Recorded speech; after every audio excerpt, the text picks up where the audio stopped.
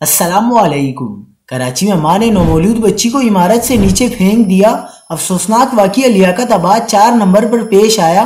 دیکھنے والے لرز اٹھے۔ کیا آپ حالات حاضرہ سے آگاہی حاصل کرنا چاہتے ہیں؟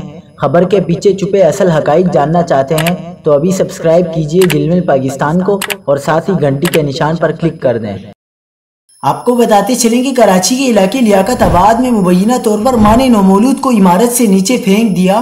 ماں نے 5 گھنٹے کی بچی کو عمارت سے نیچے پھینک دیا، جس کے نتیجے میں وہ جاں بحق ہو گئی۔ لرزاخیز واقعے پر کوہرام مچ گیا، لوگوں میں خوف و ہراس پھیل گیا۔